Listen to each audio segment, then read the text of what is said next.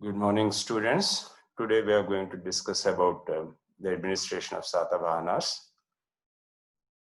The administration of Satavahanas is one of the ancient model of administration that was developed in South India in the ancient period. Like all ancient administrative models that had developed in ancient India, whether in North or in South, unlike most of them, the Satavahana administration did not evoke the divine right theory. The divine right theory basically states that the king is a special repository of God's faith on earth. So the king can do no harm. Why the king should be followed, or why he is given certain specific political or social economic powers, is because of the fact that he is a special repository of God's faith on earth, and the king can do no harm. This was basically a divine right theory which was prevailing in ancient India, which was basically used to legitimize the political and social power that the kings were enjoying in the ancient period. So, deviating from this conventional ancient model, the Satavahana kings believed in absolute centralization of political power and decentralization of administrative structures. So, we can say that the Satavahana model of administration, which was developed in ancient India, did not evoke the divine right theory, but believed on the centralization of power in the hands of the king. And it also believed in a three-tier model. Here, when I say three-tier model, I mean central administration, provincial administration, and village administration. So, in the ancient period, you have different models coming up in North India and South India. Most of the models that were relevant in this particular period evoke the divine right theory. The Satavahanas did not evoke the divine right theory. And you have a Kautilya Shastra, which gives a clear idea of political system in ancient India. So from all these models, the Satavahanas were able to develop a unique model of their own individual understanding of how to turn a state into a benevolent state. The primary objective of the state was to turn the state into a benevolent state, a state for the people, a state for the benefit of the people, a state which will give importance to the social development, the cultural advancement, and the economic development of the people, of the contemporary people. So as such, the Satavahanas have become a very important not only a dynasty, but an important model state in ancient India, a kind of a model administrative setup that was developed in ancient India. So all these factors make the administration of Satavahanas very important.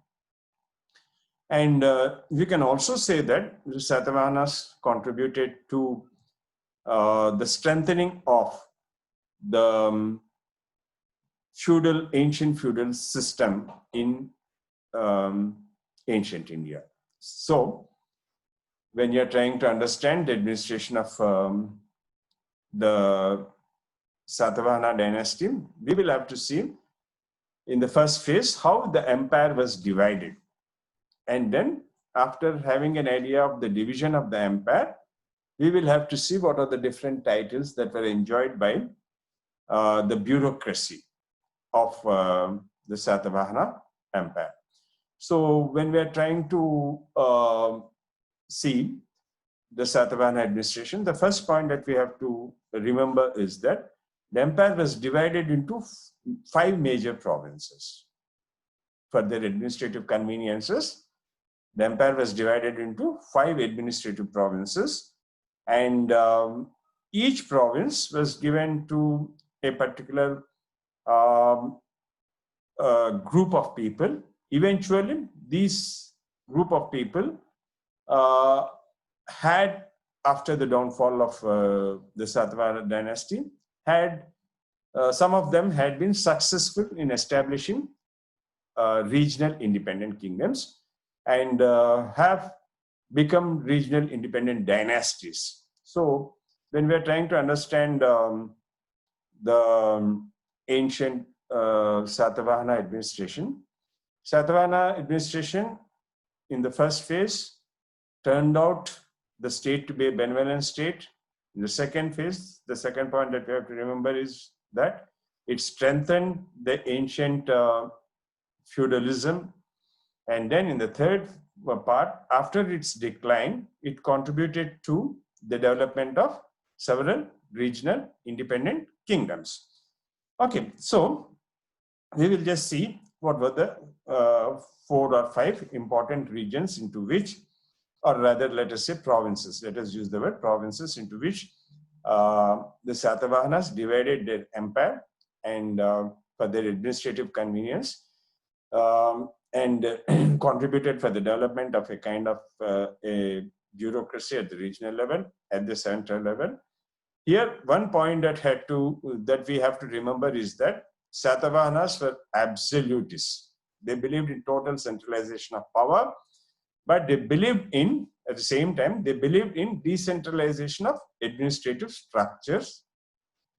So the division of the empire into 5 provinces was a need of convenience for administration. It was a need for convenience. So the empire was divided into 5 provinces, which I'll just show you a map here.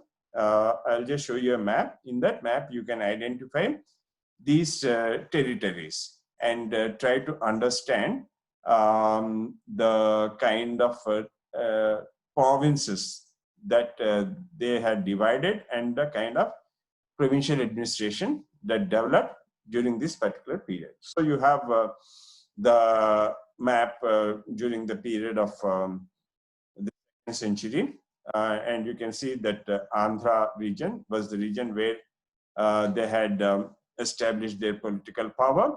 So the western territory of this region, which you see as the Andhra Desa, that is when you are moving towards present-day Maharashtra from the Andhra region. It was ruled by the Abhiras. There was a group of people who were known as the Abhiras, and this eventually becomes a small regional independent kingdoms. Okay, so the western territory of Nasik, that region was given to the Abhiras, and they were ruling over that particular region. Similarly, if you take the eastern part, okay, in the eastern part, it was handed over, or it was under the control of Ikshvakus. That is, you're coming down to the coastal region of Guntur and Krishna region. So this region was given to the Ikshvakus, or it was Ikshvakus which had emerged here after the decline of the Satavahanas, but they were one province which was under the control of the Satavahana dynasties. And then the southernmost parts, that is towards what you see, the Cholas, you can see the Chola and other regions. And here you have the Shutas, S-C-H-U-T-A-S, the Shutas. And this part was dominated by the Shutas, and it extended to almost the northeast. So this was another important regions. And the fourth one important region was the southeastern part, that is almost touching the borders of Kerala and present-day Tamil Nadu. And this was another region which was under the control of the Satavahana dynasty, or a kind of a provincial division. And here you have the Pahalwas, P-H-A-L-A-V-A-S. So these were the kind of administrative divisions that you find during the period of the Satavahanas. As I'm telling you, monarchy was the absolute form of government here, and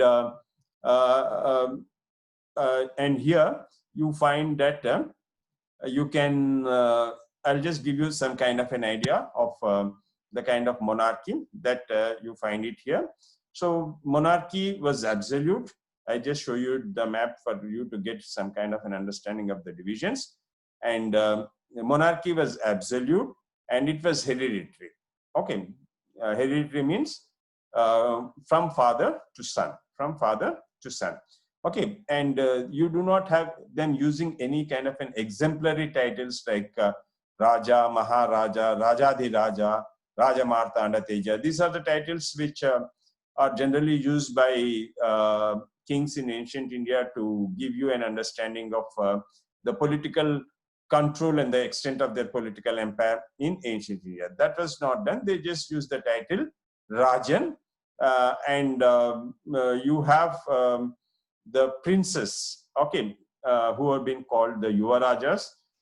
So the family and the family members of the king played a very important role in centralizing the political power under the Satavahanas.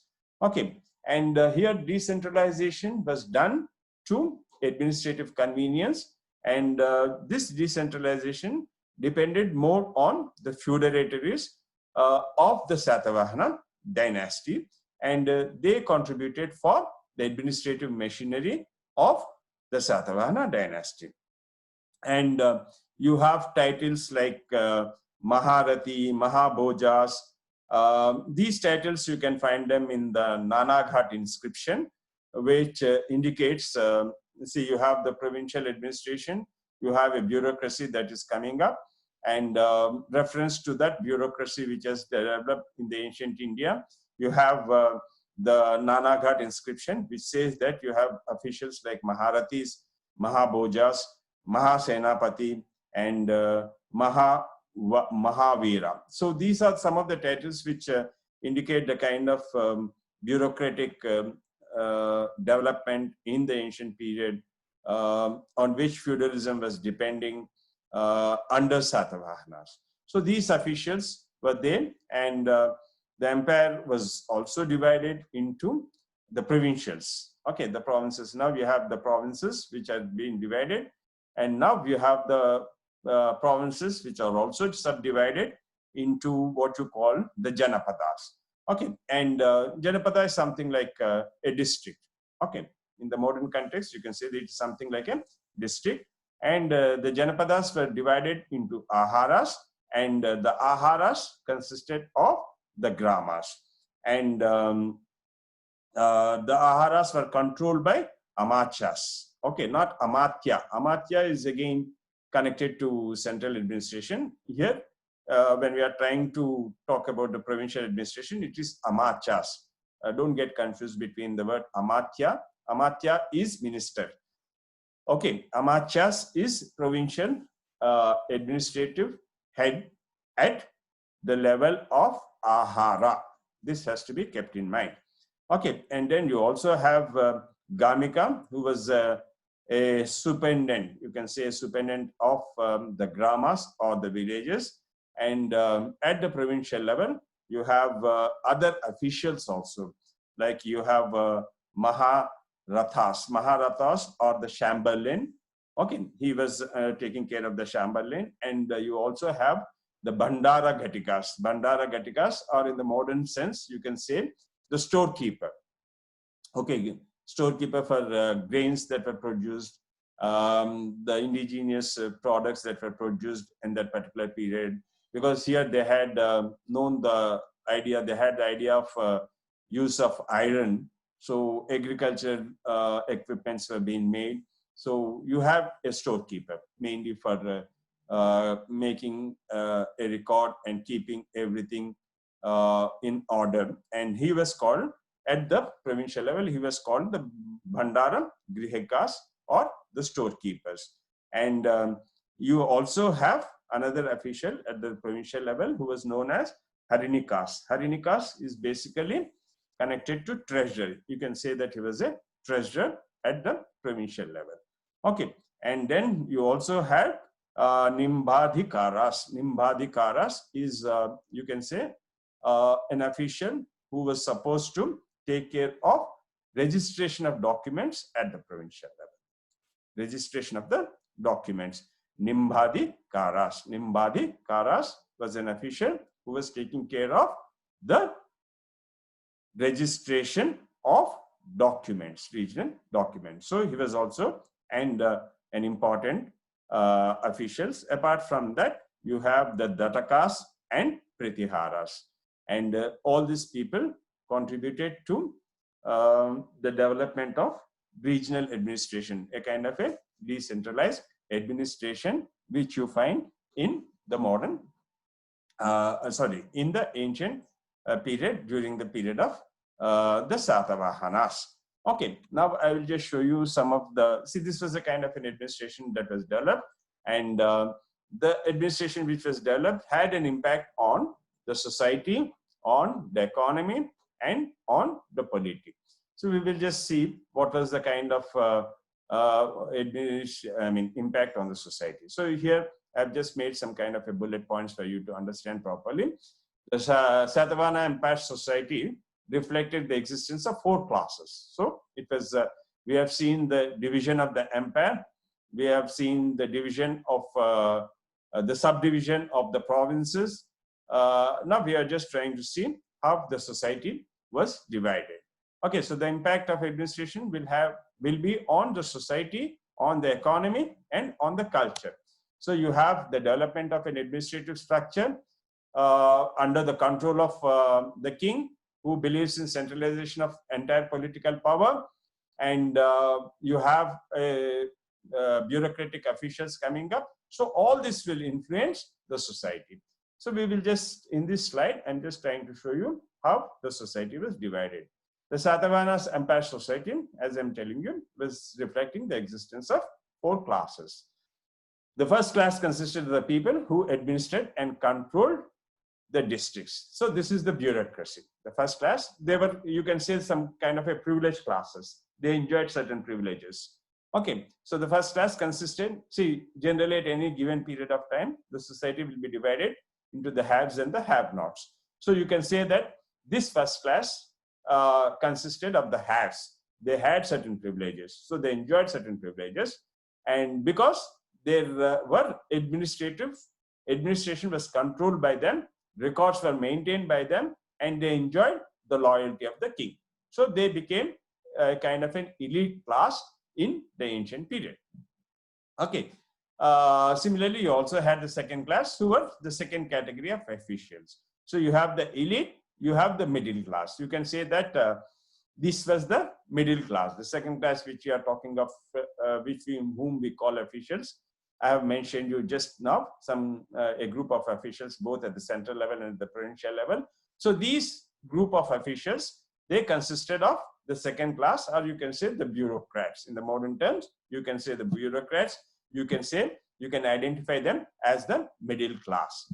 Okay, and the third class, which we are talking of, is the cultivators and Vaidyas. Cultivators is the peasants, and Vaidyas is the trading community, and people who are trying to promote the economic, who are trying to develop the economy. So this is the third class. It's a kind of a productive class. Okay, they're producing. Cultivators produce produce grains, etc., pulses, etc. So it's a producing community. Similarly, it's a trading community which contributes to the development of the trade. So the fourth important class that we have is the common citizen, people who are a part of the society, but they do not have any kind of, they do not enjoy any kind of, what should I say, privileges. They constituted a majority of the population in the ancient period. So you have the division of administration, you have a kind of a class consciousness emerging. So all this reflects the kind of feudalism that was there in the ancient period. Okay, after society, here when we are trying to talk about the ideas. See, we just saw the, what do you say, the way in which the administration was organized. So here we will also see that they had certain ideas, and these ideas of administration, or what you call the guidelines of administration, were the Shastras. Okay, and Dharma was given a lot of importance, and Dharma, as they understood from the Shastras, becomes the philosophy of the administration. Okay, the king had certain ideas, and he had certain philosophy of what a state was supposed to be, and this philosophy was transferred to the administrative units, and they had to follow the guidelines as it was given in the Shastras. Okay, so their government was less top heavy, and then that of the Mauryas. Here, when I say the less top heavy, I mean there was a lot of decentralization. Okay, and the featured several levels of feudatories. Here, top heavy means you are trying to talk of feudatories who are a part of the administrative structure. Okay, so if the feudatories became the center, I mean the second level of political power. So the first level of political power was the Rajan, and the kith and king of the Rajan, and the bureaucracy that was immediately connected to the Rajan. So this was not that heavy. It was not that heavy, but the feudatories who were there, they also enjoyed. The only thing that they enjoyed their political power or regional political power as long as they enjoyed the loyalty of the king. So here you can see very clearly that power was centralized and administration was decentralized.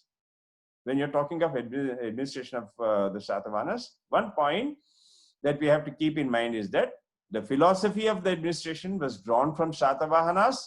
Okay, the political power was centralized in the hands of the king, and administration and administrative units were decentralized. Here, when I say Shastras, philosophy was taken from the Shastras, they did not depend on the divine right theory.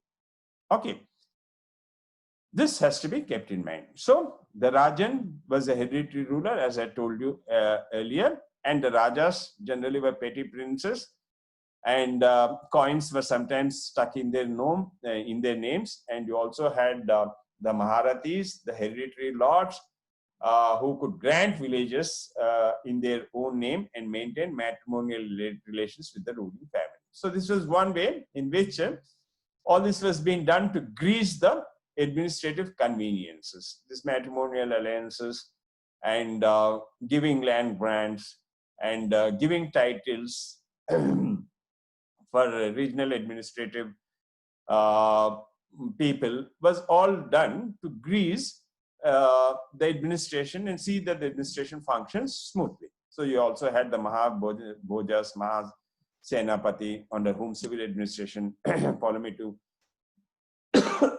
sorry, was the governor in Janapada. So these are all some of the units and some of the ideas and connected to administration which strengthened ancient feudalism in ancient period. The next slide that I am trying to show you is the decline. And here, when you are decline, those people, as I was telling you, the Abhiras, the Ikshvakus, the Shautas, and the Pallavas of the southeast, on whom for the administrative convenience, there was some kind of a division of the empire into 5 parts. These are the 5 regions where you have the emergence of regional ambitions.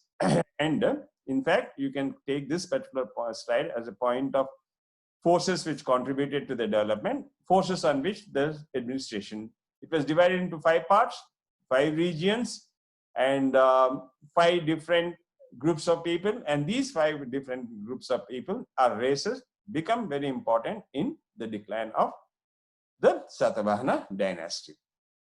Okay, then the next slide, how the administration contributed to the development of the economy.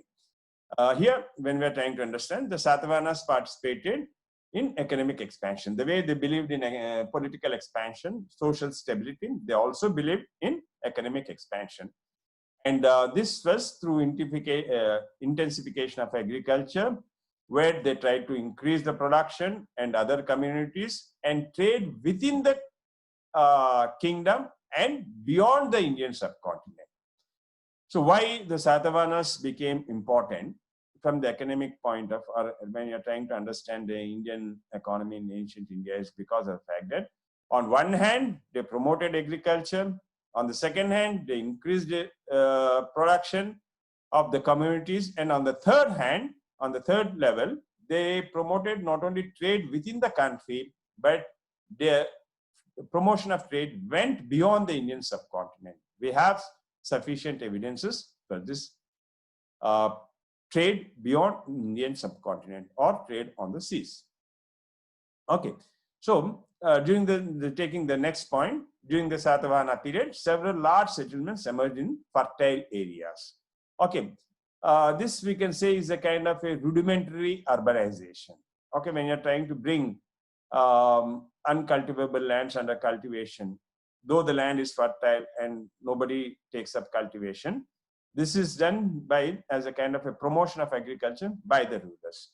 Okay, so during the Satavahana period, you find several large settlements emerging in the fertile areas, especially along the major rivers. Okay, and the two major rivers that you have in this particular period in the Deccan region are the Godavari and Krishna. Okay, so the amount of land under agricultural use also expanded significantly, as a result of which forest clearance and construction of irrigation reservoirs. Don't think reservoirs in the modern context, small reservoirs which cater to the needs, agricultural needs of the then contemporary times. So see, all this was being done by the Satavahanas. So the idea of doing all this was basically to turn the state into a benevolent state, a state for the people, a state which takes care of the needs of the people, okay, for the development of the state. Okay, so the exploitation of the sites with mineral resources may have increased during the Satavahana period. So they are trying to talk the mineral resources also. They're promoting agriculture, they're promoting trade, they're trying to promote mineral resources also. And this also led to the emergence of new settlements, and such sites facilitated commerce and craft. Craft means some kind of a technical, making a doll out of a wood piece, making, say, cotton, cloth, etc. Some kind of a skill involved, productive, some skill involved production. Okay, can be considered as a craft. Like, for example, ceramic ware. Okay, ceramic is mud and you make some kind of a vessel, a pot or something like that. Okay, so you have mineral resources being taken care of. You have new settlements coming out as a result of this, and this increased craft production. So now you have a diversity. You have trade on agricultural products. You also are going to have trade on crafts, which are a result of mineral resources such as ceramic ware. Okay, so the increased craft production during the Satavahana period is evident from archaeological discoveries. Sites such as Kotilingala, as well as epigraphic references to artisans and guilds. Guilds is, I mean, the idea of guild is taking up, suppose you are a professional in a particular craft, you bring all the similar professions together and form a kind of a guild. So guild is bringing artisans of a particular art together, and that forms a kind of a guild. So you have archaeological evidences also for this. So the Kotilingala, site which was discovered, and based on this site only, we have trying to argue that they are basically from the Deccan. Okay, so this backed up with epigraphic references speaks of the growth of guilds in this particular period. So this is a very important impact. And all this is happening because of the impact of the administration on the economy in and during the period of the Satavahanas. So you just have an administrative structure, you just have the central administration, the provincial administration, and the regional administration. It does not turn the economy. It does not contribute to the development of political stability. It does not contribute to the development of social stability. Such kind of administrations will not survive for a long. The fact that for more than 500 years, the Satavahanas ruled, you have the early Satavahanas, you have the later Satavahanas, they were successful in developing such kind of administrative structure which had an impact on the society and then the economy. A positive impact which contributed to the development of trade routes, which contributed to the exploitation of mineral resources available in the state, which contributed to exploitation of the fertile areas along the major rivers. So all this is economic development. All this will go into the credit of the Satavahana administration. Okay, then the Satavahanas controlled the Indian sea coast. Okay, we have several references for this, and the Nanaghat site which was excavated speaks of this, and as a result of which we can say that Indian trade in this particular period had developed, and you have Roman references for trade with the Satavahanas, and one such reference is the Periplus of the Aetherian Sea. It mentions two Satavahana trade centers. Okay, the Periplus of the Aetherian Sea is a Roman text, and this text refers to trade with the Satavahanas, and the Pratishtana and Mandapur, the Pratishtana, Madhavpur, and the Nanaghat.